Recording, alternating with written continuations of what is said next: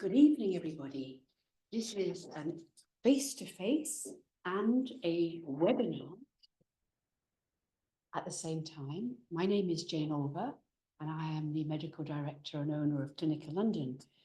There are people sitting here at the Clinical London Academy, and there are people listening out on the webinar.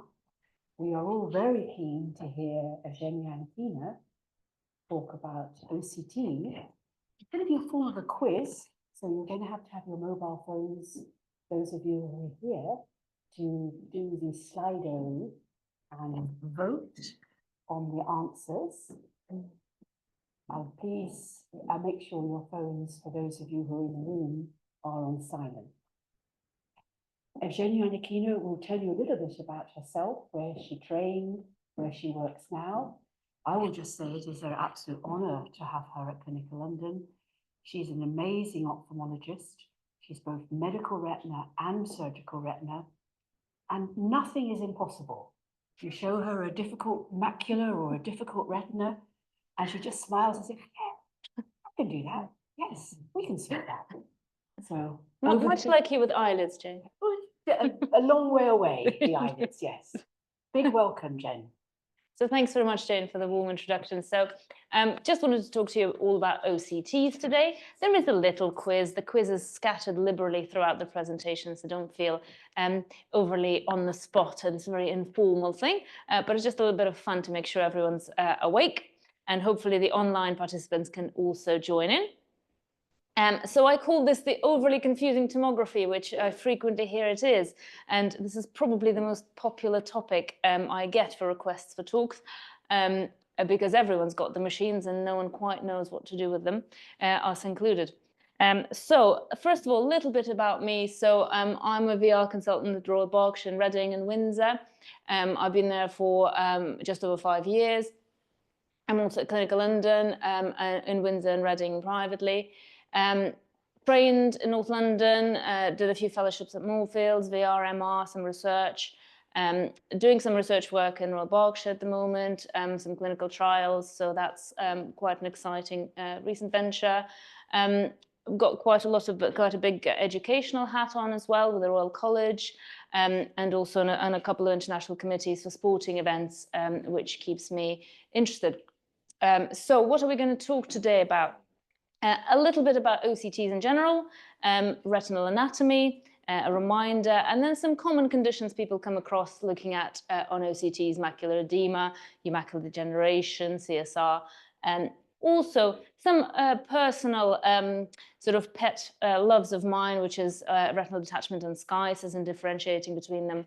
And of course, my favorite vitreoretinal interface, so that's my world, looking at membranes, holes, and various other exciting things.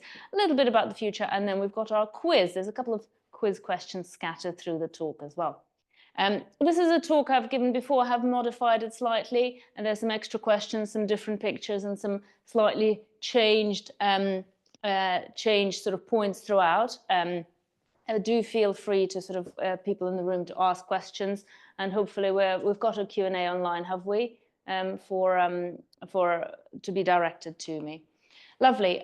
Through the talk, I'll have these red, yellow, and green flags, and that's just a little visual representation for kind of the urgency of the conditions we're talking about, the referral criteria. So I'm really thinking of something you see on OCT. Are you going to refer it urgently, which is under 2 weeks? More kind of semi-urgently, I call it, which is 2 months, sort of, you're going to be slightly worried about them. Or green flag, are you going to refer it routinely? Or maybe not at all, are you going to just monitor these patients? So, looking at OCT and normal anatomy of the retina, I'm a little bit of a science geek. I quite like my physics. I just find it interesting. So, a very short run through of the history of OCT. So, essentially, an OCT scanner is like an ultrasound, but it uses light instead of sound. It bounces the light waves off interfaces, and it relies on the fact that tissue interfaces reflect light, and it's proportional to the density of the tissue, and that's why you get to see all the different layers. So the evolution of the OCT, it started in the telecommunications industry, and it really got going through the late 90s and the 2000s, which is when the hospital started getting the early machines. The first ones were quite slow and cumbersome, quite low resolution, and progressively got better as time got on. So we've got these terms, the time domain, spectral domain, and swept source OCT. They sort of do what they say on the tin. So time domain, the setup of the machine is such that there's a reference mirror inside, and it moves up and down, and it measures the signal delivered, the reflected versus the refracted signal off the mirror. And it sort of calculates the depth of tissues based on that relative difference of time span for the signal to travel. That's the kind of older style of OCT. Those are the first machines that came out. And now we've got the spectral domain, which is where you break light down into the constituent wavelengths, and then the differential reflection of each type of wavelength gives you your interface pictures. And this also facilitates slightly deeper imaging. And then we've got the swept source. This is kind of the sort of the exciting, the sort of the sexy OCTs that are modern. It uses a very narrow band of wavelengths, and it sweeps it across the interface. And then this is very fast, and it allows quite deep imaging. So we're looking at choroid, we're looking at deeper structures using this modality. And then there are all the other things. There's the angio-OCT, looking at the blood vessel networks. There's the optic disc imaging and the various protocols developed for that, anterior segment OCT, etc., etc. Now, you can OCT anything. We've been OCTing a scleromalacia patient with very thinned out sclera to look at the progression of the thinning. You know, anything you can sort of get in that field of view of the slit lamp, you can image. So here's a little retinal picture, and I think this is really important from the point of view of an OCT talk, because we have to keep all these layers in mind. You know, all these, you would have seen them multiple times, but it's a reminder that the light passes through all the layers to get to your photoreceptors and your RPE. And this is an OCT picture of exactly the same thing, showing all those beautiful layers very nicely. And in particular, we're always concerned in OCT with, the point is not showing up, but with your photoreceptor layer, the ellipsoid zone, as we call it, underneath the retina there. So, an OCT scan is essentially an optical biopsy of the retinal layers, and it shows you very nicely, and you can relate it to the type of pathology that's happening. So, into our interesting conditions, we've got our macular edema. Well, when do you get swelling in the central retina? You get it in diabetes, clearly, diabetic macular edema. You get it in vein occlusions. You get cystoid macular edema after surgery, particular cataract. You get inflammatory conditions causing it. And then there's a whole host of other sort of rare, weird, and wonderful things, including sort of tractional edema, where you get some pull in the retina causing cystic spaces, choroidal neovascular membranes, etc. Here's a lovely one. I'm sure you've all seen a patient looking not dissimilar to that. No prizes for what that is, central retinal vein occlusion. We've got quite dramatic macular edema happening here. So what do we want to do if we get a patient like this? Well, a patient like this can actually present with relatively normal vision. Until you look at their fundus, you may not know what's happening. If they've developed a macular edema as a result of their CRVO, then it's a different matter. So here's our first quiz. So you can go to slido.com and put in that number, or you can scan the QR. And I'm just going to give everybody a couple of minutes to vote. And then we'll have a look at the results. So people online can vote as well.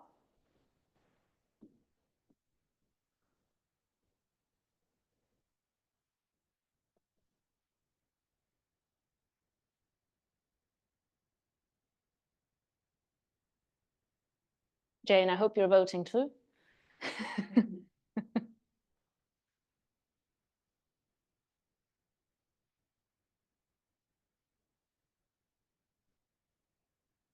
This is just making sure everyone's keeping awake and engaging.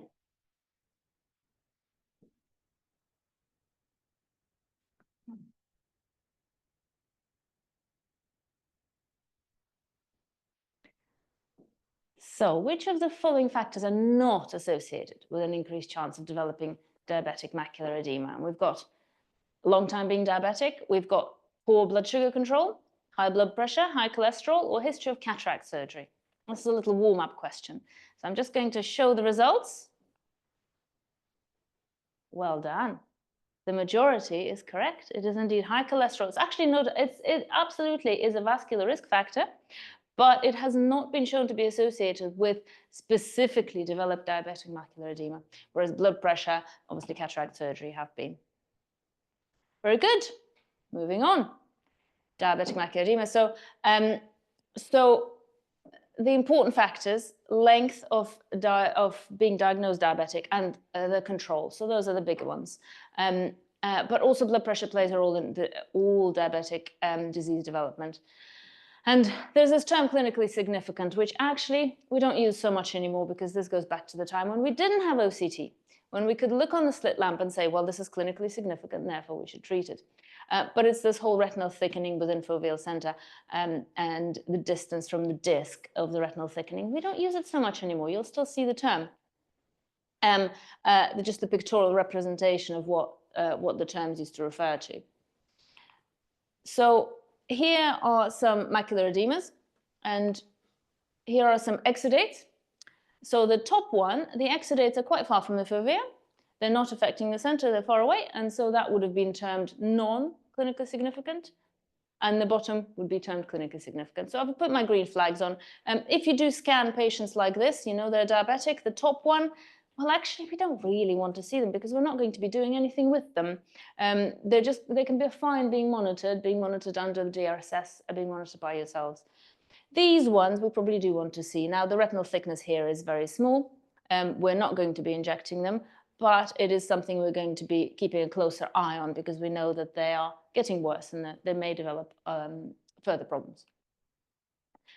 Diffuse macular edema, so you can get very sort of dramatic diabetic edema, and these are the ones that are going in for the injections of anti-VEGF. You get fluid in the retina, fluid under the retina, fluid everywhere. And these we do want to see. But again, they're not super urgent. They're not the red, because actually visual functional loss happens relatively slowly in these patients. If they have this edema for many months, then they are expected to develop a loss of retinal function, but it's not going to be instant. And then I always like to remind us, I've put a reminder of the retinal layers here at the bottom, because I said it was very important looking at the outer retina, looking at the ellipsoid zone. And if you look at that scan below, you can't see the ellipsoid zone, you can't see any photoreceptors. So here is a lovely photoreceptor line, and then it stops, and where has it gone? It's missing. So actually, in this scan, even though the profile of it looks reasonable, it's got a foveal pit and it's got some retina there, this person will probably be seeing count fingers or thereabouts because they've lost completely their photoreceptor layer. And unless you're looking at that specific line, that's something you don't spot and you don't necessarily account for. So you've got atrophy of all the layers in the retinal features. It just looks kind of vague, washed out, grey. And we do want to see this, but there's very little we can do. If they've got gross edema, we might still inject them, but actually there's very little you can do once they've lost the structures. Here's a BRVO. So similar to the central retinal vein occlusion, you can get cystoid edema. We wouldn't do anything to them unless they are getting cystoid macular edema or neovascularization, but we do want to see them to check for development of such issues. Here's our CRVO. Again, here, macular edema here, well, red, probably practically, you're going to send it in urgently, and we're going to see semi-routinely, just because of the pressures in the NHS. Obviously, if you send them to Clinica, they're going to get seen quite quickly, because we have some availability for it. But once they're getting the edema, they need their injections for CRVOs. If you just get the hemorrhages and the vision remains good, we want to see them. There's no desperate rush with that. We expect a picture like that to develop edema eventually, but actually I've had a couple of patients who presented not dissimilarly who have completely spontaneously recovered. It can happen. Now this one, branch retinal artery. What flag am I going to stick up on there? Any flag suggestions? Is it going to be red, orange, or green? Or a branch retinal artery? I'll put you out of your misery. I'm going to put 2 red flags on that. I'm going to put 2 red flags on that just because this is essentially an embolic vascular event. So this is essentially a little clot that's blocked an artery. And we're worried that the same clot from the same origin is going to go and block the artery in their brain, and they're going to drop down dead. And so the artery occlusions we really, really care about. And we do want to know about these because they need a full stroke workup. So whereas your vein occlusions, you're going to be asking the GP perhaps to check vascular risk factors and referring semi-routinely. These ones you're probably going to be sending to casualty. You're probably going to be sort of really getting excited about, or at least you should be, because it's a sort of a harbinger, potentially, of worse things to come. So this is your post-surgical CMO. You would have all seen that, no doubt. Again, this typically happens a couple of months after surgery on average. So when we were seeing our patients 2, 3, 4 weeks after surgery, everything was hunky-dory. We're discharging them, and then they come back with that via yourselves. Nowadays, a lot of NHS trusts don't follow up their cataract patients, and so all of these come to you.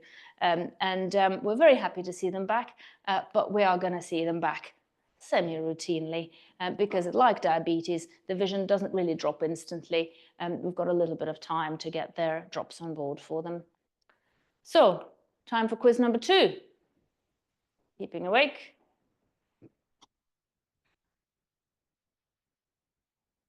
What's the descriptive term used by us ophthalmologists when we're talking about cystoid macular edema? So lovely words there for you. Crystalloid, tubuloid, petaloid, ovaloid, or none of these, and I'm all talking rubbish.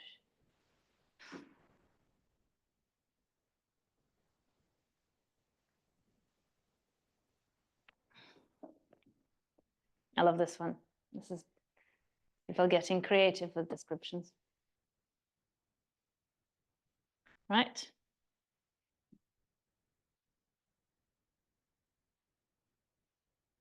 Right, not thinking too hard about it. Right, I'll move on to the results. If anyone's waiting with bated breath. None of these. Jane, did you get it? So petaloid is correct. Petaloid is correct. So we have a dark horse. Here we are. Someone thought it looked like a daisy. I don't know. It's got to have an eye of faith for that. Maybe. But it's petaloid, like little petals of a flower. There's a little aside for you. So moving on. So these are the mimic conditions for the macular edema. So example, post-VR surgery, my field obviously. Here's a patient of mine, had an epiretinal membrane peel. Here's them at first post-op at 2 weeks. It looks very similar, but there's no membrane. If I discharge this patient, he comes to you, you go, oh my goodness, they have cystoid macular edema, back they come. They don't need to, because this takes a few months to settle, because the retina's taken a few months to scrunch up under the membrane. It takes a few months to sit back down again. So actually, I don't really care about this. Unless they've had, maybe if they've had a concurrent cataract or phacovitrectomy, maybe you're thinking a bit more about cystoid then. But I actually put those patients on more intensive steroid for that very reason, and also non-steroidals, so they're less likely to get it. So usually no need to send in if you get the history from the patient. So brief covering of the AMD. This is probably the best known to most people. So we've got your dry, we've got some drusen, we've got some pigment changes of the macula, we've got geographic arch atrophy developing, also dry AMD, and then we've got our wet AMD, we've got scarring, fibrosis, bleeding, choroidal neovascular membranes, and you can get this picture transitioning from just the few little drusen or from your geographical atrophy picture, and the bottom one can transform into the top one. Now, these ones are all dry, so you'll appreciate that one on the left are some drusen and PEDs, and here's a bit of pigment migration through the retina, but there's no fluid, there's no bleeding. They might have metamorphopsia, they might have visual reduction, but there's not really much we can do at that stage. This is something that can be seen in the community and monitored. The important thing is to tell the patient to monitor their own vision and report any changes. Here's some more dry AMD with geographic atrophy. So you've got, again, thinking about our layers, you've got loss of that outer retina. Can you see how this is the photoreceptor layer? It disappears. All the outer retinal layers are completely gone. That's your geographic atrophy. But are there new horizons for this? So you may have heard about the GA treatments that are coming out. There are pharmacological treatments that are injectable, like the anti-VEGF, which rely on the complement pathway, which address the progression rates of geographic atrophy. Do they work? Trials say they have some effect. The problem with them is that they cause quite significant transformation to actual wet AMD, which is having a lot of surgeons be very cautious about them. But they are on the market, patients will ask about them, and perhaps if we can control for the rate of transformation, we can use them more in the future. They're not widely used at the moment for that reason. This is your wet. You've got fluid. Fluid can be under the retina, fluid can be in the retina, there can be hemorrhage, there can be massive submacular hemorrhages, in which case I also get involved as a VR surgeon. Or they can be small hemorrhages, in which case we're all going to be injecting them with our favorite anti-VEGF drugs. And these do need to come urgently, as soon as possible, really. In the NHS, there's a 2-week pathway into clinica. They can walk in and probably have it sorted in the same day. And your wet can turn into this fibrotic scar, at which point it's too late to do anything. This patient probably had a submacular hemorrhage, looking at them, which, you know, didn't displace, and we've got this visual loss resulting. So this one, unfortunately, nothing to do, you know, referral not recommended, unless the patient wants to discuss low vision aids and supportive measures and things like that. So a little bit about CSR and SCISIS. So another quiz, fingers on the trigger. What is not a risk factor for developing central serous retinopathy? Being a man, being stressed, having a kid who's got some eczema, looking at the sun, or taking steroids for your asthma.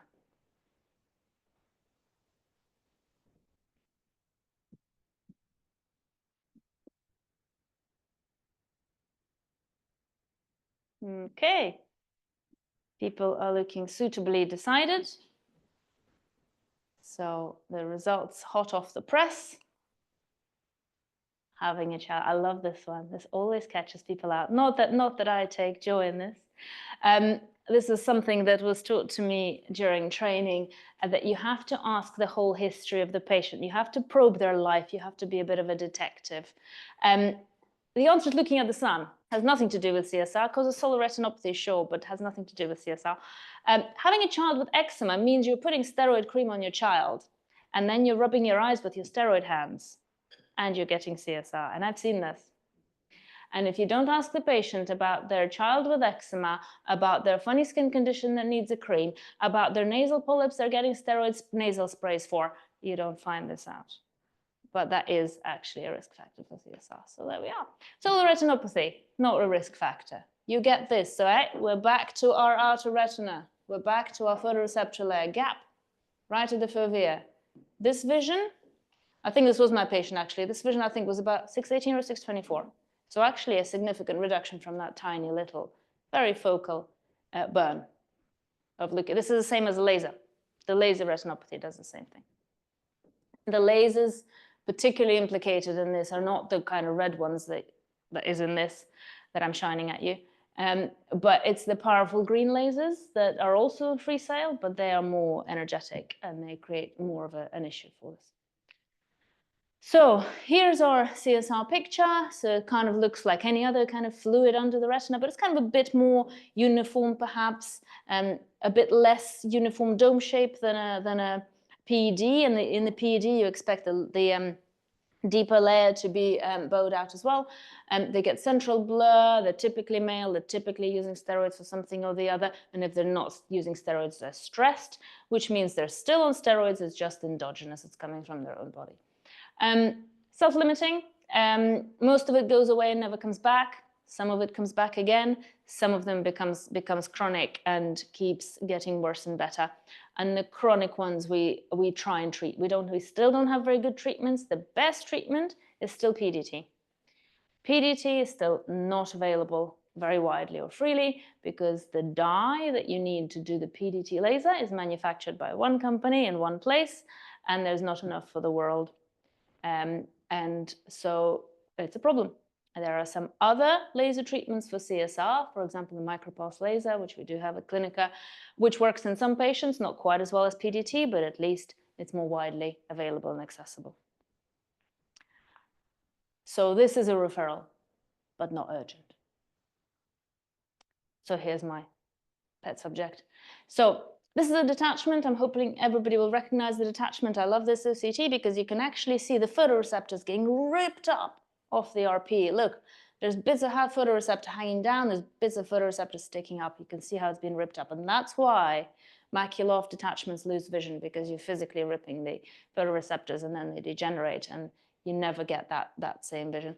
And that picture there, that is a myopic macular schisis. So that's a staphyloma. That's a patient who's got a lot of tangential forces across the staphyloma in the retina, and the retina starts to split if they get an epiretinal membrane. There's more tangential forces, split, split, split. Vision often quite good. A patient like that could easily have a vision of 6/9. Easily, because the dramatic picture doesn't relate to their symptoms, but you need to watch for progression. And I work very closely with optometrists in Royal Berkshire. I've got a couple of them who've got sort of my line, and they literally send me serial scans of these patients, and they say, look, everything's stable, fine. And then, oh, on this scan, it's worse, and the vision's dropped, and then they come to my clinic. So normally wouldn't see this unless the vision is dropping and the schisis is getting bigger. This, obviously, I need to see yesterday. So these pictures, I'll actually have a picture of this coming up later that's a bit better, but this is a schisis. So this is a peripheral retina schisis, one of those things you get in hypermetropes down the bottom of the retina. And I just love this picture. This is my patient again. So you get, this is an outer leaf break. So the outer part of the retina is here, and this is a gap.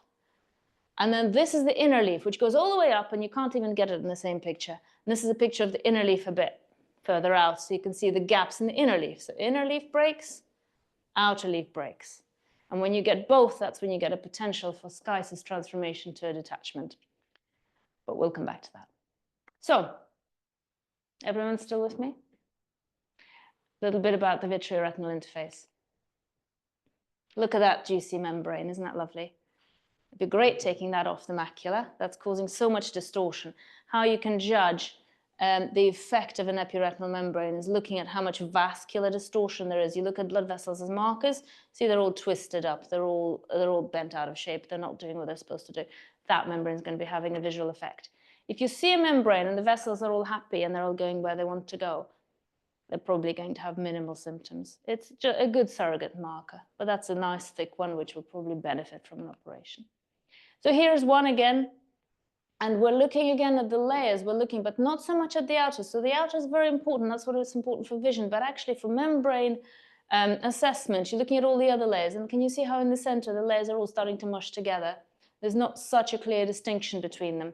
And that's a measure of progression of the membrane. As membranes get thicker and progress, you start losing that definition. And actually, that's a poor visual prognostic thing. Ideally, you want to catch them before then. So that membrane was a 636. Lots of distortion, lots of pull, big cyst in the center. That membrane was peeled and came down to this. So this is your tractional cyst, as I mentioned before, disappeared just because you got rid of the pull. It's essentially a sort of a vitreomacular traction problem. Here's a big, long question for you. Have a read. So which of these patients would most likely benefit from a vitrectomy and epiretinal membrane peel? I don't expect you all to be VR surgeons, but have a little think. I'll let everyone read that.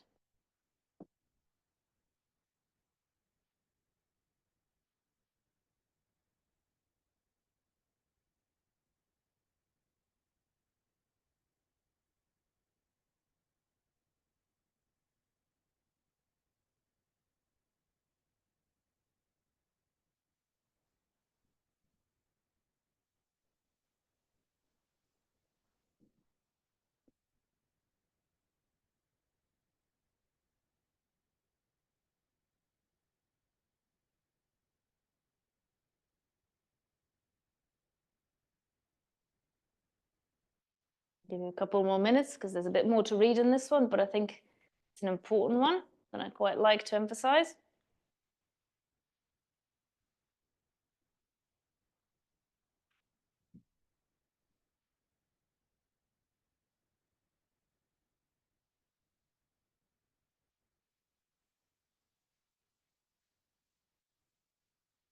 So, has everyone chosen their patient they're going to operate on?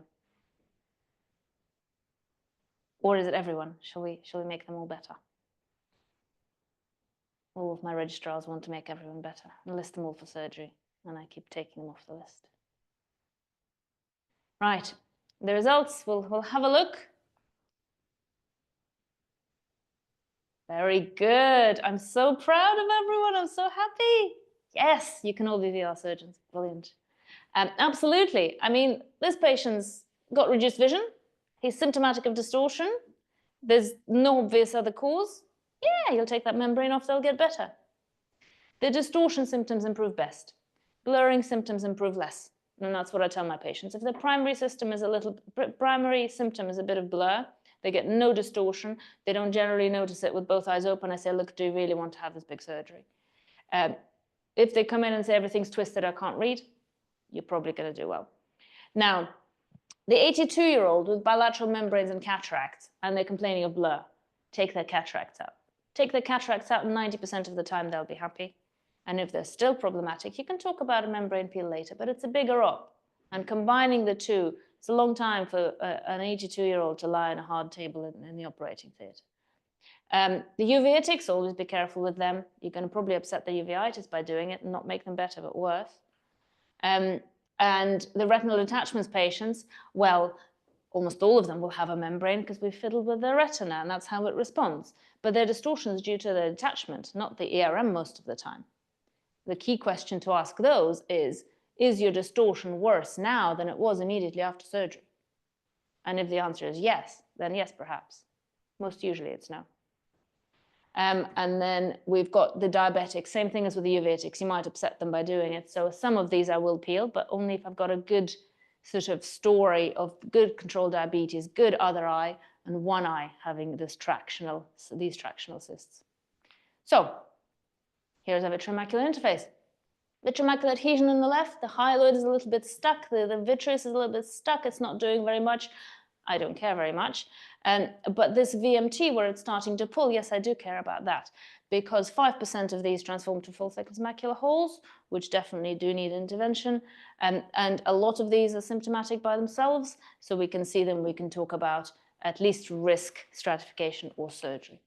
And here's a macular hole, so that's what VMT ends up in 5% of patients. And when they first form, they can close by themselves. I tell patients if they only noticed their visual problem yesterday and they're very clear about it, that it wasn't 100% wasn't there the week before, I say, look, we're going to just wait. We're going to see you again next month, because some of them close up in the first few weeks. If they haven't done, they're not going to. I honestly haven't seen late closure. It'll happen eventually, but over a month, I will recommend surgery. And we've got good closure rates, 95% or more of whole closure. So definitely refer those. 90% success, over 90. And the success factor, so which holes are more likely to close? Small ones, shorter duration ones. Patient ethnicity actually can play a part in this, and also absence of trauma. If the holes form because they've had a bash to the eye, it's more problematic. Pet topic. Pseudoholes and lamellar holes. So pseudohole is not a hole, neither is a lamellar hole. I don't like calling them, but the terms have stuck. So a pseudohole is an epiretinal membrane that is distorting the retina in such a fashion as to create this kind of rectangular sharp profile that looks a bit like a macular hole. So that's all a pseudohole is. A pseudohole is an epiretinal membrane. A lamellar hole is a degenerative condition where you essentially get schisis, you get splitting of retinal layers, you get cavitation. This one also has an epiretinal membrane, they don't all do. And this is a degenerative condition. This one is not amenable to surgery. People do operate on them. The results are very, very modest. So I don't like operating on them because it's very difficult to sell it to the patient. Look, I'll do this big operation and you might see a couple more letters, but you may not.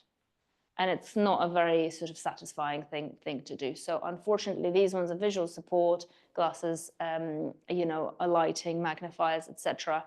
The odd one, especially ones with a membrane, might try an operation with good counseling. So generally, don't need to see them. Now, we're almost at the end, you'll be glad to know. where are we heading? Well, more angio-OCT. We're all using it routinely, but I think it's becoming ubiquitous, really. We're doing fewer FFAs, although I'm going to stand up here and say that nothing can replace a good fluorescein angiogram, and it's still an invaluable tool. But for routine, for example, AMD work, it's a lot of it is angio-OCT now. Better depth imaging and actually creating diagnostic criteria and descriptions of conditions referring to the choroid. That's a developing area. It's a lot of stuff going on with inflammatory disorders, looking at choroidal OCT. Higher resolution, better scans, better machines, and also automation of follow-up and AI. A lot of research going into that. We're very heavily image-based. If you can plug all these results into an AI algorithm and it spits out a pathway for the patient, you know, that's sort of facilitating high volume throughput through clinics with a lot of volume. So diabetic screening in particular, things like that, new technologies. So what do we look at? The OCT is essentially a visual biopsy of the retina. You're cutting it in half and looking at it. Remember your normal anatomy and looking at them. Don't forget your ellipsoid zone, your photoreceptor layer. Correlate the clinical picture with the OCT. We're nothing without our patient. We're nothing without the story. Patient comes in with macular edema. They've just had retinal surgery. It's probably expected. And also always remember natural history of the condition and which way are you heading. How quickly are you going to head that way? And how quickly do you need to worry? This is a picture quiz. This is the fun bit. So, which of these is a pre-op or pre-intervention image? So some of these may have had surgery, some of them may have had other treatment, some of them may have just turned up in clinic. So what I want to know is which of these is pre-op or pre-intervention. Now, I think if I go to the Slido, you can get the code and I'll go back to the pictures. Hopefully it's showing up on your Slido anyway. You can select multiples. It will allow you, it should allow you. So I need all the ones that are pre-op or pre-intervention.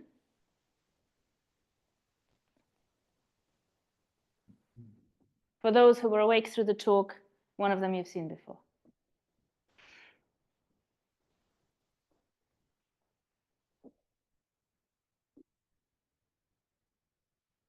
It's not coming up? You can scan it again? Yeah. There you go.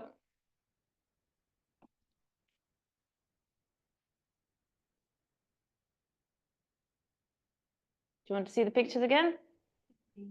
There you go.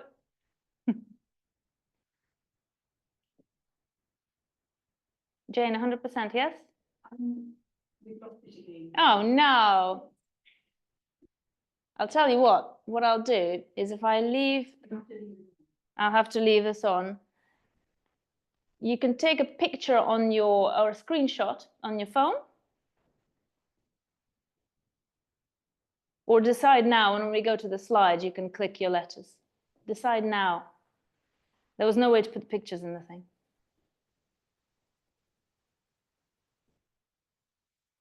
Decisions made, and I can give you the code again. All right, here's the code. Multiple answers available.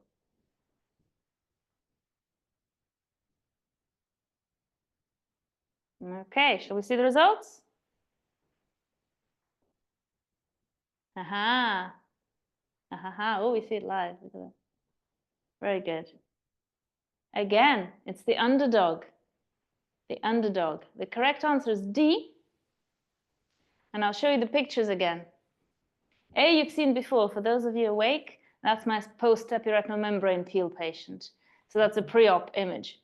So that's a post-op image even. B, anyone hazard a guess what B is? I mean, I wouldn't expect you to because it's a bit of my special one. There is traction. There is traction. This is the fovea somewhere here. Yeah. The interesting bit was why the traction happened in this. This is a patient who went to Spa Medica. They dropped a nucleus. They went fishing for the nucleus with the phaco probe, and they chewed up the macula. This is a macular chew, as I call it, that came to our hospital. So that is a lost eye. Nothing you can do. Put oil in. There was hemorrhage everywhere as well, but this is just a little snapshot of the fovea. Right, that bottom one, C, That is actually one of my macular hole patients. It was a very large macular hole, so I did an ILM flap. So you can see the lovely ILM flap sitting across the hole. This is first post-op. So it kind of smooths out and evens out over time, but that is a closed macular hole with an ILM flap. So it's also post-op. That's our pre-op one. That's just a very large PED. This is a patient from clinic, actually, which was a patient with a poidal vasculopathy. Very large polyps under there, and you got a bit of fluid, so they received anti-VEGF. Are at risk of complications such as RP rips, so we watched them carefully. Righty-ho, so we've got another picture quiz, so you're going to be noting down your numbers again before we go to the voting screen. Which of these do you want to urgently refer? Bear in mind that all of these patients have no acute symptoms and mild to moderate blurring of vision only. Which of these, and this patient has had a detachment surgery several months ago, which of these do you want to urgently refer to us? Take a note of the letters, multiple guesses available. I'll give you a couple of minutes for the letters and then we'll go to the voting screen. Who's getting an urgent referral? No acute symptoms, mild to moderate blurring. And that's true, by the way. I didn't make that up.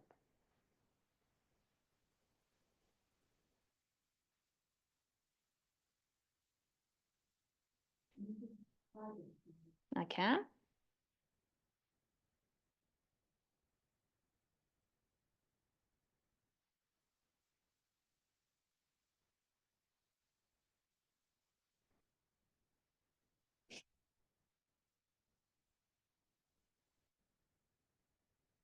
The answer is, of course, all of them. We want to see all the patients, but which ones of them need it?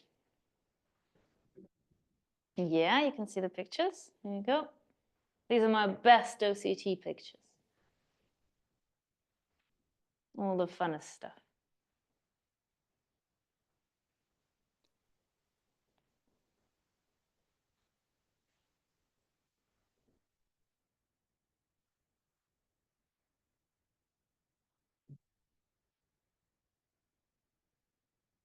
I'll give you the Slido again.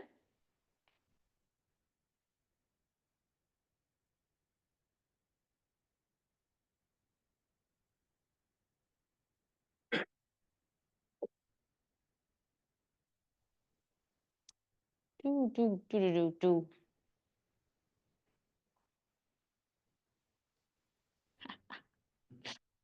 Very good. The brave 18%. Very good. The brave 18%. It's not strictly true. Some of them you might refer routinely. Hey, cheating. But urgently, none of them. Let's have a look at the wonderful pictures. A is an optic disc pit.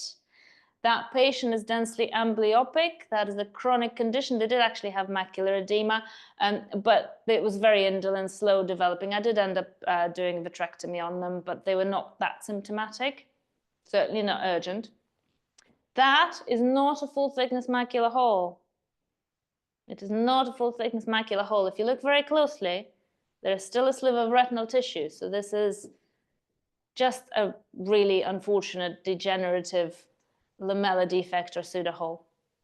Their vision was very reasonable. It was like 618 or something. I mean, they are going to be reduced, but this is not a surgical condition. You're probably not going to make it better with surgery. If they were really keen, you would counsel them very carefully. You'd say, well, we could try, but I can't guarantee improvement. Degenerative condition. Patient had detachment surgery several months ago. Well, that's just residual fluid. You usually see that. If you scan them all, they'll all have that at some point, somewhere in the retina. The more longer standing the detachment, the more chronic, the more you get this. This takes months or years to disappear. I've seen it still persist 2 years later, gradually getting less. It's not inflammatory. It's not cystoid. It's just slowly resolving dense subretinal fluid. That one, anyone venture a guess? I mean, it looks a bit like a swollen inner retina. It looks a bit like an artery occlusion, but it's not. What it is hemorrhage under the ILM. This is a Valsalva retinopathy. They sneezed and they bled on top of the retina, their vision is normal. And this blood, 5 days later, was gone. It just breaks through and disappears. So if this big blood clot covers the fovea, the vision's reduced, I say, well, look, if it doesn't get better, we can operate and get rid of it. I've had one patient where I've had to operate. All the others, they've gotten better spontaneously within days or weeks. And then that bottom one, well, that's another one of our myopic foveoschisis. So you've got, that's the inner retina, that's the outer retina, there's the scitic layer, they've got a staphyloma. They're not actually symptomatic, that's very, very chronic. So this is something that could even be monitored in the community if they were stable.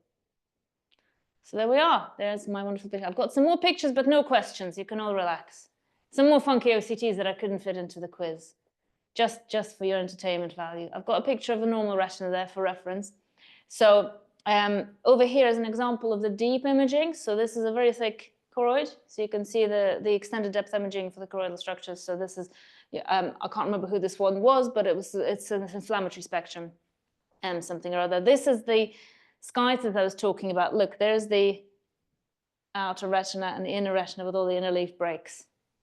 So as long as there's inner leaf breaks, we don't care. If there's outer leaf breaks, we don't care. If there's inner and outer, that's when it can transform to a detachment because you can get fluid tracking through both. So those ones we're a bit more worried about. That is a trauma. That's a choroidal rupture. That's an impact to the eye, and they split. Unfortunately, they got the choroidal rupture right at the fovea, which frequently happens. So big vision loss, nothing to be done, unfortunately. That one is a well, there's some edema there, but this was an artery occlusion. So you got some swelling of the inner retinal layers. It's quite subtle. You kind of look at it and you think, oh, what's going on? But in the context of history, that's important to look at. That is an epiretinal membrane, just demonstrating that it can have cysts. There's some cystoid cavities there from the traction. There's a tractional edema. We often get referred them as CMO. It's not really CMO, it's tractional fluid. So we expect that to get better if you remove the membrane. And that was an interesting case that I still don't know what's going on because it was a child, it was a refugee child, and they had the same picture in both eyes, very, very strange looking retinas. They've probably got some genetic issue, but they haven't got a foveal pit, they've got this foveal elevation, and they've got all these interesting whorls on top of the retina. So they've been sent for genetic testing and for the genetic clinic review. Thank you. Stay in touch and enjoy the rest of the evening.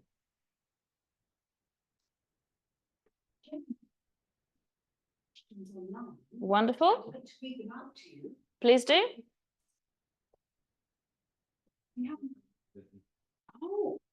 The online people have not made any questions. Can I encourage them to quickly? All questions welcome. I think everyone's stunned into silence by the quiz efforts. May I congratulate everybody who's been here doing the quiz and those online getting many of the results correct. So thank you very much for participating.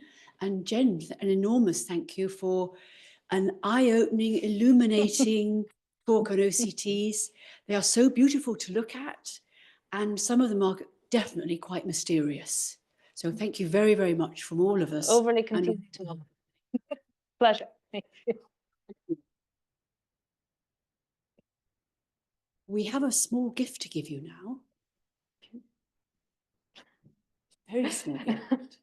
And then there's more refreshments and chatter. Ask her any questions that have come to mind. I'm sure she'll be happy to show more pictures. Always happy to show more pictures. Oh, thank you. Thank you, Jane. Thank you. Thank you very much. Thank you. Beautiful. Thank you all. Please do partake of more refreshments, and hope to see you all again. And hope to hear from you. The next meeting is going to be in January. Is it January the 14th? It's going to be by Michelle T on lumps and bumps around the eyes. So when to get worried about which bumps and lumps, or lumps and bumps, and to refer, and when not to. And she'll give you a little bit of the scope of what she does in the ocular plastics eyelid world. But And we'll continue having the Clinical London Academy meetings throughout the rest of the year with a small break in Easter in the summer. And you're all very welcome back. I really like face-to-face, even small numbers is fantastic. Thank you. Refreshments.